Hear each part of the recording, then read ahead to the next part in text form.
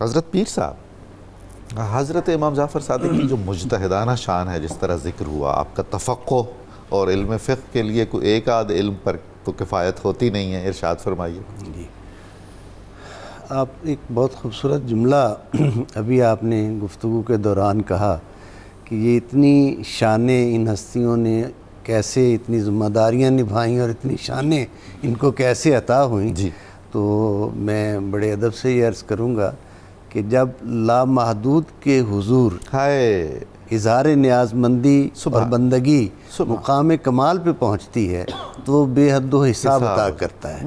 یہ اس کی بارگاہ کا فیضان ہے، حضور علیہ السلام کی بارگاہ اقدس کا فیضان ہے۔ جیسے بہت ہی خوبصورت گفتگو ابھی ہوئی کہ حضرت امام اعظم ابو حنیفہ رحمۃ اللہ علیہ بھی آپ سے اکتساب فیض اور روایت حدیث کرنے والوں میں سے ہیں، اور محدث مدینہ حضرت امام مالک صاحب موطا امام مالک جن کی تصنیف ہے، یعنی گویا یہ دو فقہ مالکی اور فقہ حنفی کے پیشوا جو ہیں وہ آپ کے شاگرد ہیں، آپ سے اکتساب فیض براہ راست کرتے ہیں۔ باقی ہستیوں نے بھی آپ سے اکتساب فیض بالواسطہ یا بلا واسطہ کیا، ان دو ہستیوں کا تو خاص طور پر آپ کے تذکرے میں جو آتا ہے۔ حضرت امام محمد جعفر الصادق علیہ السلام نے جس طرح قرآن حکیم کے بے پناہ علوم کا فیض تقسیم کیا، وہیں آپ نے خواص کے حلقہ میں حروف مقطعات پہ بھی کچھ گفتگو فرمائی۔ اس کا تذکرہ بہت ڈھونڈنے سے ملتا ہے۔ مثال کے طور پر آپ کے ایک جیسے آپ ہمیں ڈھونڈنے سے ملتے ہیں، آپ کے بہت ہی ایک نیازمند اور بہت ہی مخلص خادم نے ایک دن عرض کیا کہ حضور حضرت امام حسین علیہ السلام کی تذکار شہادت قرآن حکیم میں کس جگہ پائے جاتے ہیں؟ اچھا، تو آپ نے فرمایا قرآن حکیم کے حروف مقطعات میں جو ایک بابرکت حرف ہے کاف ہا یا عین صاد، اس میں سارے کا سارا حضرت امام حسین علیہ السلام کی شہادت کی شانیں ہیں۔ اللہ اکبر۔ اس نے حیرت سے عرض کیا کہ حضور کچھ ارشاد فرمائیے، تو آپ نے فرمایا کاف مقام شہادت کا ذکر کروانا۔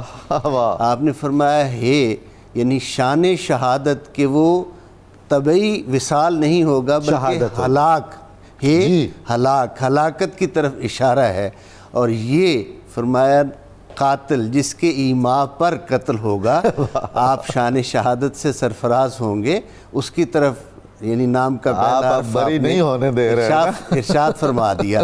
دوسرا اس کے بعد پھر فرمایا کہ آپ کی شان شہادت کیا ہے؟ عین عطش، حالت پیاس میں شہادت ہے، اور عظمت شہادت کیا ہے؟ صاد، صبر کی منزل پر آپ فائز ہیں۔ فرمایا اسی ایک اس میں مبارک میں، اسی ایک لفظ میں پوری داستان کربلا السلام کی، یعنی یہ وہ فیض ہے جو آپ نے فرمایا نا، ابھی آپ فرما رہے تھے کہ علوم نبوی اور علوم مرتضوی، یہ وہ فیض ہے جو اس گھرانے کو عطا ہوتا ہے اور پھر اس گھرانے کے ذریعہ سے آگے امت میں پہنچتا ہے اور تقسیم کیا جاتا ہے۔ یہ ایک جعفر نے، ابو منصور نے یہ کیا کہ ایک حکیم کو بلایا ہندوستان سے کہ امام جعفر الصادق علیہ السلام کو معاذ اللہ عاجز کیا جا سکے۔ تو اس حکیم سے جب آپ کو بھی بلایا، آپ دربار میں آئے، تو اس نے کہا پوچھو کچھ سوال۔ حضرت امام جعفر الصادق علیہ السلام نے فرمایا کہ تو مجھ سے کیا سوال پوچھے گا اور تیرے پاس کون سا علم ہے؟ اگر تو بتانا چاہتا ہے تو کوئی بات بتا۔ اس نے ایک بات کی، آپ نے اس کے 10 آگے سے استدلال 10۔ اس نے کہا کہ میں آپ سے کچھ پوچھنا چاہوں گا۔ آپ نے فرمایا ہاں پوچھ۔ اس نے جو بات آپ سے پوچھی وہ آپ نے ارشاد فرمائی۔ ایک اہم نقطہ آج کے پروگرام کا تحفہ ضرور۔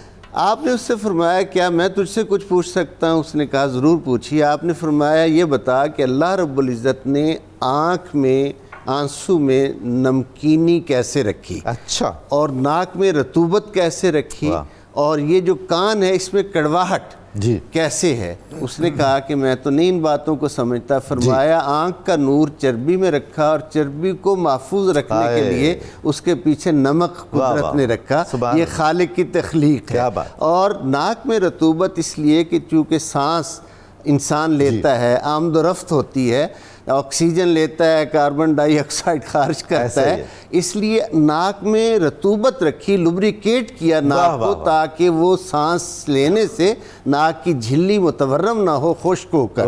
اور فرمایا کانوں میں کڑواہٹ، چونکہ زمین پر لیٹنے کا رواج تھا، فرمایا کڑواہٹ اس لیے کانوں میں رکھی کہ اگر کبھی کوئی حشرات الارض میں سے کیڑا کان کے اندر جانا چاہے تو کڑواہٹ مانے ہو اور وہ واپس لوٹ آئے۔ اس نے کہا یہ علم آپ نے کہاں سے لیے؟ فرمایا یہ علم وحی کے ذریعہ سے میرے جد امجد حضرت محمد مصطفیٰ صلی اللہ علیہ وآلہ وسلم کو عطا ہوئے اور ان سے ہم تک پہنچے۔ سبحان اللہ۔